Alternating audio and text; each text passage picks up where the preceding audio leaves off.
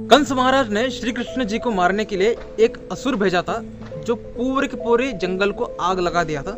उस प्रलयंकारी अग्नि को श्री कृष्ण जी ने निगल लिया था विदाउट एनी एफर्ट। अगर श्री कृष्ण पूरे जंगल का अग्नि निगल सकते हैं तो इंद्रदेव ने जब वर्षा कराई थी तो पूरे पानी को ही निगल लेते, पूरी वर्षा को ही निगल लेते। क्या मुश्किल था उसमें श्री कृष्ण जी के लिए। लेकिन श्री कृष्ण जी की लीला को समझने के लिए श्री कृष्ण जी की हिस्ट्री में जाना पड़ेगा। राम सेतु बनाने की वक्त थी और सारे वानर लगे थे श्री राम लिखकर चट्टान फेंकने में।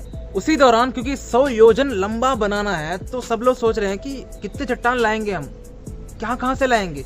तभी हनुमान जी सोचते हैं कि अगर मैं एक पहाड़ी रख दूं तो बहुत बड़ा डिस्टेंस कवर कर देंगे हम। तभी हनुमान जी ने महाभयंकर अपना रूप लिया और गए गोवर्धन पर्वत को उठाने के लिए गोकुल में गए। गोवर्धन पर्वत को उठा लिया अपने हाथ में और लेके आए राम सेतु की तरफ। जैसे ही राम सेतु के सामने आए तो उन्होंने देखा कि ऑलमोस्ट 90% से ज्यादा राम सेतु बन चुकी थी। तो उनको पता चल गया सर कि इसकी जरूरत नहीं है। तो उन्होंने वापस गोकुल में जाकर जैसे ही रखा एग्जैक्टली रोने की आवाज शुरू हो गई। गोवर्धन पर्वत फूट फूट कर रो रहा था। तब हनुमान जी सोच रहे हैं कि ये रो क्यों रहा है। तब गोवर्धन पर्वत बोलते हैं कि हनुमान आप मुझे भगवान श्री राम जी के सेवा में लगा रहे थे और मैं तर जाता यार, अब आपने फिर से मुझे रख दिया है, क्या होगा मेरा। तब हनुमान जी मुस्कुराए और बोले क्या हुआ अगर आप अब श्री राम जी की सेवा में नहीं लग पाए।